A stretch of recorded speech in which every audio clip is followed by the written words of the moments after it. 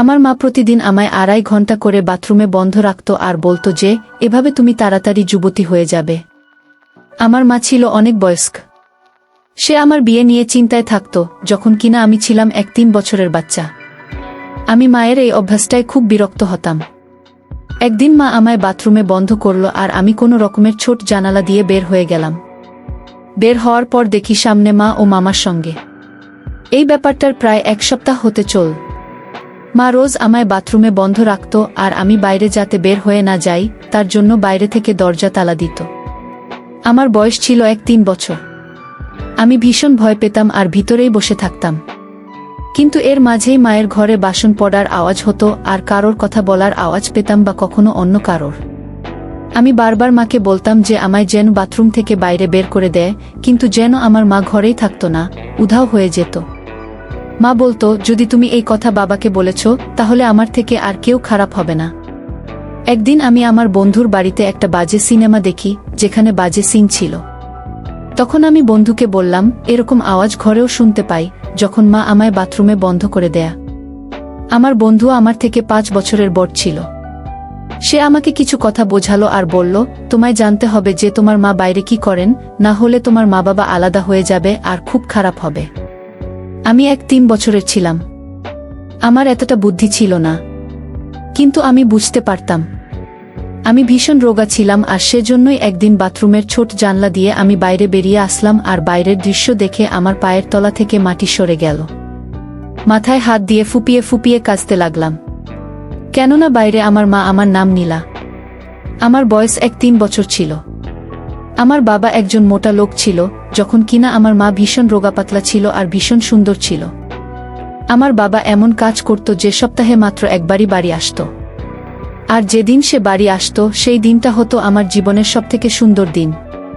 কেননা বাবা আমার জন্য সবসময় খেলনা নিয়ে আসত, আমার সাথে অনেকক্ষণ বসে কথা বলতো আর রাতের বেলা আমাকে গল্প শোনাতো।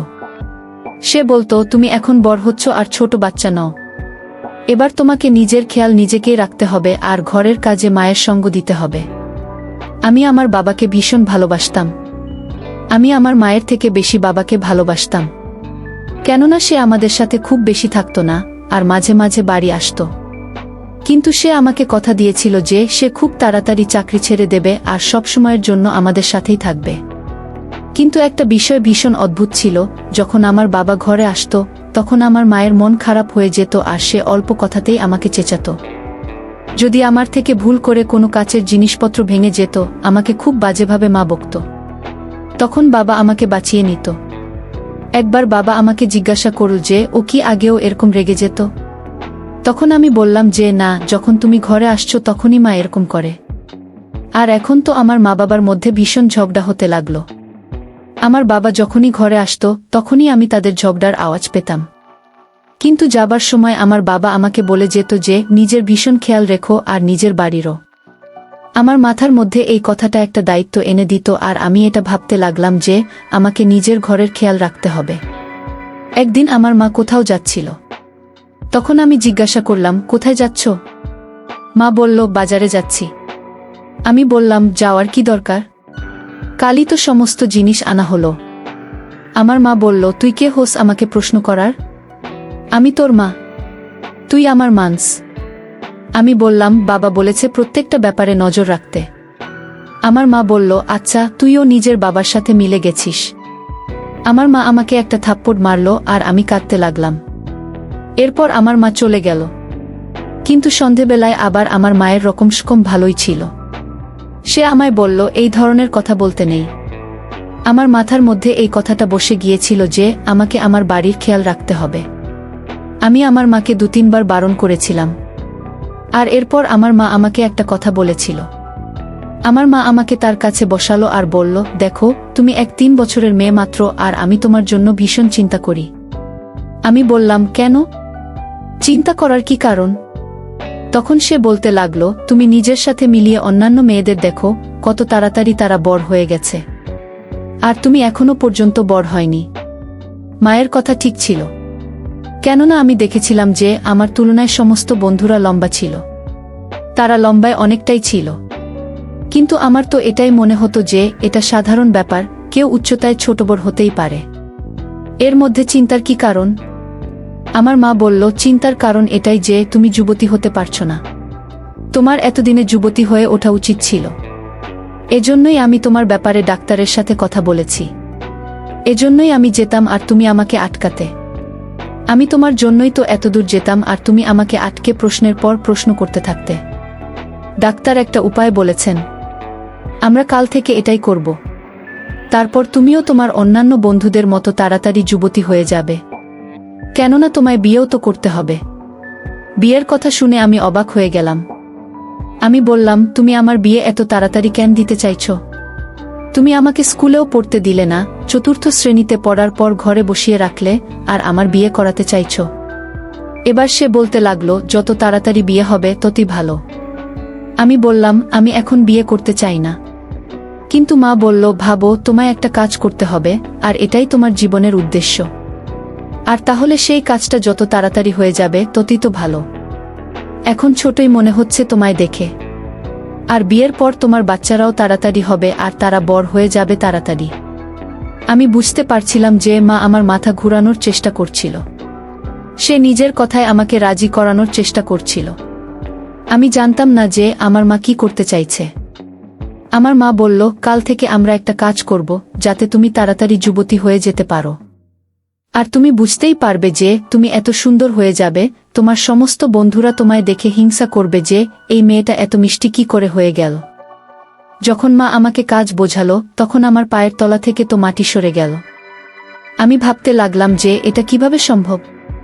এটা তো ভীষণ অদ্ভুত কথা। কিন্তু মা বলল, এটা সত্যি আর এরকমই হয়। আমি অনেক লোককে এরকম করতে দেখেছি। আমার মায়ের কথা ছিল যে আমি তোমাকে 2.5 ঘন্টার জন্য বাথরুমে বন্ধ করে দেব। তোমাকে 2.5 ঘন্টা বাথরুমেই থাকতে হবে। আর তাতে তুমি খুব তাড়াতাড়ি যুবতী হয়ে যাবে। কেননা আমি তোমার বিয়ে দিতে চাই। মা বলল, আমরা কাল থেকে এই কাজটা শুরু করে দেব। পরের দিন মা জলখাবার খাওয়ার পরে 1:00টায় বাথরুমে আমাকে বন্ধ করে দিল। তার কথা ছিল 10:30টার পর তোমাকে আমি বাথরুমে বন্ধ করলাম, পুরো 12:30 বাজতেই আমি তোমাকে বাথরুম থেকে বের করে নেব। আমি তাকে বললাম, আমি এমনটা চাই না। আমি চাই না যুবতী হতে। আমার মতো যে সমস্ত মেয়েরা করে এরকম তারা করুক, কিন্তু আমি এ সমস্ত করতে চাই না। প্লিজ আমার সাথে এরকম করো না। আমি বিয়ে করতে চাই না। আমার ভয় লাগছে 2.5 ঘন্টা আমি বাথরুমে কি করব। তাহলে মা, তুমিও আমার সাথে ভেতরে চলে এসো, তারপর আমরা দুজনে ভেতরে বসে থাকব। তখন মা বলল, আমি ভেতরে গিয়ে কি করব? আমি তো প্রথম থেকেই যুবতী ছিলাম, আর এখন তো বুড়িও হতে চলেছি। এই কাজটা শুধু তোমার জন্য জরুরি। আমি চিৎকার করতে শুরু করলাম, আমি এইসব করতে চাই না।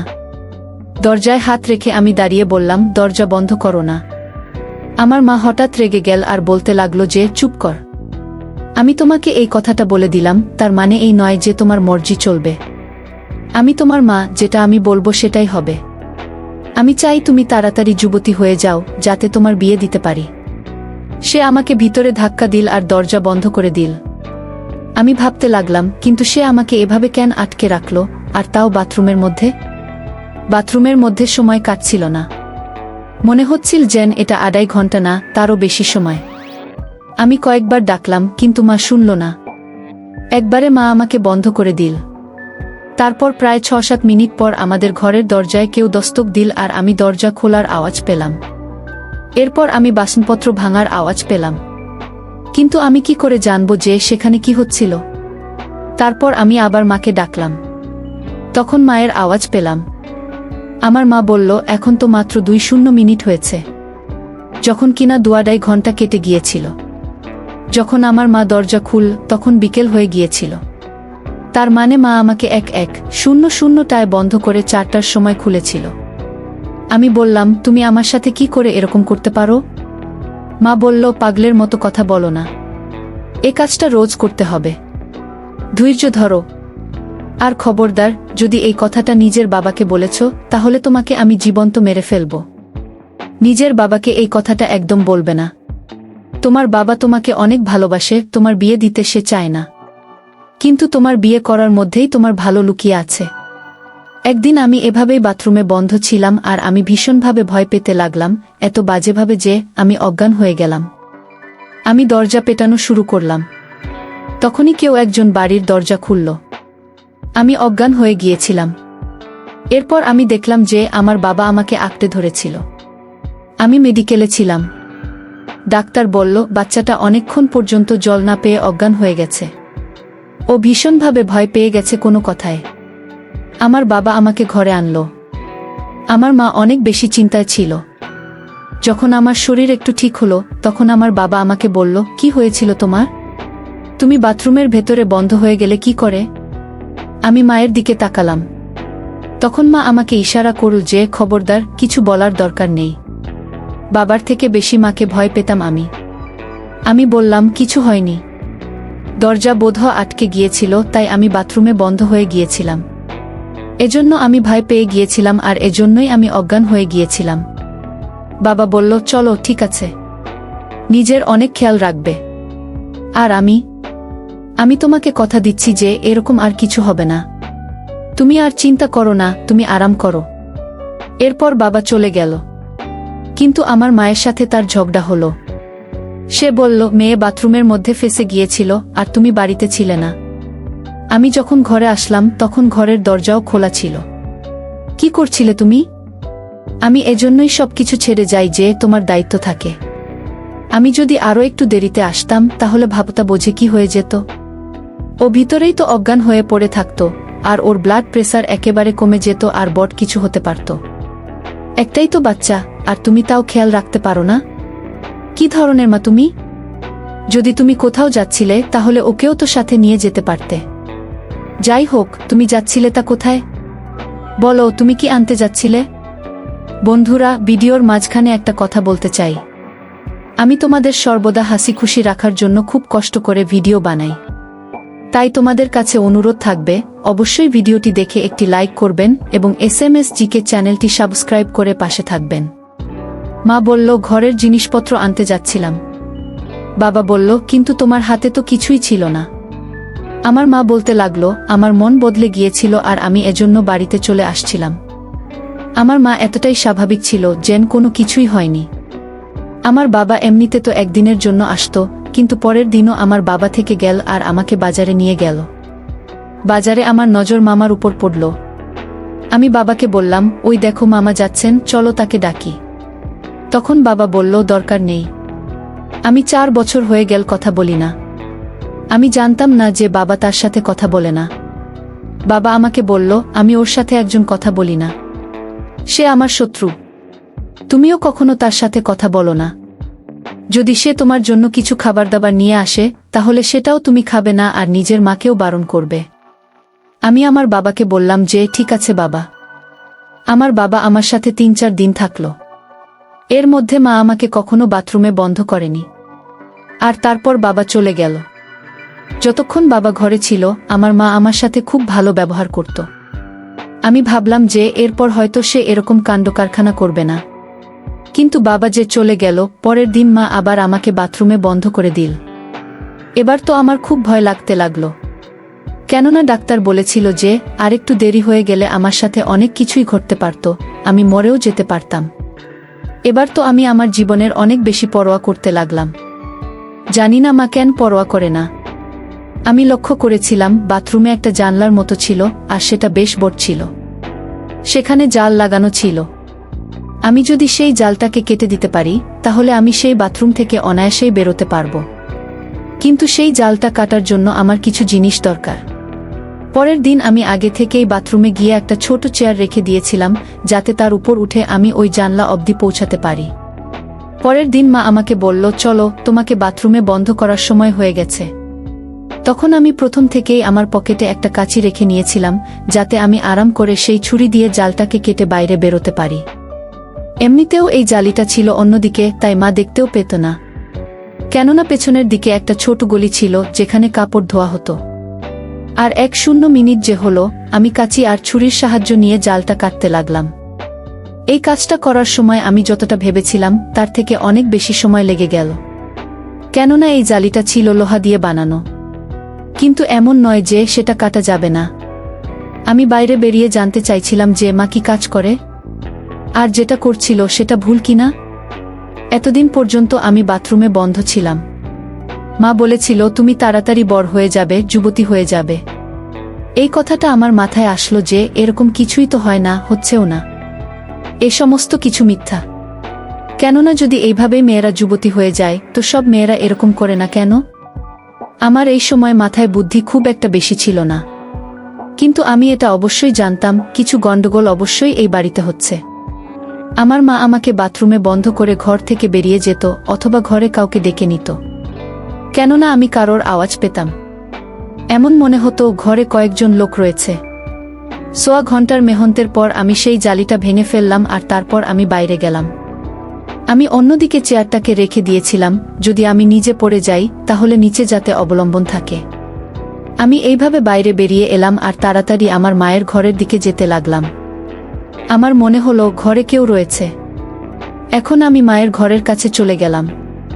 তখনই আমি খুব জোরে জোরে হাসির আওয়াজ পেতে লাগলাম, যেন কেউ তার কোনো প্রশংসা করছে আর সে লজ্জা পাচ্ছে। আমি যখন এগিয়ে গেলাম তখন জানালার কাছে আমি দাঁড়িয়ে গেলাম। তারপর আমি জানলা দিয়ে ভেতরে উকি মারলাম। তখন আমার পায়ের তলার মাটি সরে গেল। আমার মায়ের সাথে সেই মামা বসেছিল আর আমি এই দৃশ্য দেখতে পাচ্ছিলাম না। আমি কাঁদতে কাঁদতে পালিয়ে গেলাম। এত জোরে পালাতে লাগলাম যে জানি না যে আমি কোথায় গিয়ে পৌঁছব, আর রাস্তা ভুলে গেলাম। একটা দোকানে গিয়ে বাবাকে ফোন করলাম আর বললাম আমি জানি না আমি দৌড়াতে দৌড়াতে কোথায় চলে এসেছি। বাবা অনেক চিন্তায় পড়ে গেল। আমি বাবাকে বললাম যে তুমি তাড়াতাড়ি এসো, অনেক বাজে কিছু হচ্ছে। আমার বাবা অনেক চিন্তায় পড়ে গেল। সে বলল যে কাল পর্যন্ত আমি পৌঁছে যাব, এখন তুমি বাড়ি যাও। আমি বললাম যে আমি আর ফেরত যাব না, বাড়িতে না হলে আমায় মা প্রাণে মেরে দেবে। বাবা আমাকে বোঝালো যে তার বন্ধুর বাড়ি যেন যাই। আমি সেখানে গিয়ে বাবা তার বন্ধুর সাথে বাবার কথা বলাতে বলল। আমি এরকমটাই করলাম। বাবার সাথে মামার কিছু কথা হলো আর বাবা আমার সাথে খুব আরাম করে কথা বলল আর বলল আমি আসছি। বাবা পরের দিন সকাল সকাল তার বন্ধুর বাড়িতে পৌঁছে গেল। রাতের বেলা আমি তার বন্ধুর বাড়িতেই ছিলাম। ওরা আমার অনেক খেয়াল রাখল। আমার মা যখন এদের কাছে আমায় খুঁজতে আসলো তখন তারা বলল যে আমি এখানে আসিনি। আমার মা আমাকে খুঁজছিল, কেননা আমার মা জানতে পেরে গিয়েছিল যে আমি তাদেরকে দেখে নিয়েছিলাম। ভেঙে যাওয়া জালি দেখে সে বুঝে গিয়েছিল, সেজন্যই তো আমার পিছনে লেগেছিল। যখন আমি সকালবেলা সমস্ত কথা বাবাকে বললাম তখন কথা শেষ হওয়ার আগেই সে আমার মুখে হাত রেখে দিল আর বাবার চোখে জল বেরিয়ে গেল। বোধহয় আমি আমার বয়সের থেকে বড় কথা বলছিলাম, কিছু এমন বলে দিয়েছিলাম যেটা ভেবে বাবা ভীষণ চিন্তায় পড়ে গেল। তোমাকে আমি 6-7 দিন পরে নিতে আসব, বাবা বলেছিল।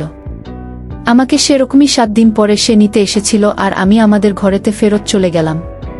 কিন্তু আমাদের বাড়িতে আমার মা ছিল না। আমার বাবা আমাকে বলল যে তোমার মা এখন থেকে তোমার সাথে থাকবে না। হতে পারে সে কখনো কখনো তোমার সাথে দেখা করতে আসতে পারে, কিন্তু এখন আমি তোমার সাথে সবসময় থাকব। আমি তোমাকে ছেড়ে কোথাও যাব না। আমি আমার বাবাকে গলা জড়িয়ে ধরলাম। আমি বুঝতে পারলাম যে আমার বাবা আমার মাকে ছেড়ে দিয়েছে। তখন থেকে আমার বাবাই আমার সাথে রয়ে গেছে। আর আমার বয়স আজ 2-1 বছর হয়ে গেল। আর এখন আমার বাবা আমার জন্য সম্বন্ধ খুঁজছে, কিন্তু মা আর দ্বিতীয়বার দেখা করতে আসেনি। সে কোথায় গেছে এই ব্যাপারেও আমি কিছুই জানতাম না আর না জানতে চাইতাম। তো বন্ধুরা, এরকম মা যেন কারো কপালে না জুটে, কারণ মা হলো অমূল্য সম্পদ। যার মা নেই তার কিছুই নেই। তাই বলবো সবার জীবনে যেন সবাই একটা ভালো মা উপহার পায়। তো বন্ধুরা, আজকে এই পর্যন্তই। ভিডিওটি দেখার পর যদি তোমাদের ভালো লাগে তাহলে অবশ্যই একটি লাইক করবেন এবং কমেন্ট করে তোমাদের মতামত জানাবেন। আর চ্যানেলটি সাবস্ক্রাইব করে সাথেই থাকবেন। ধন্যবাদ।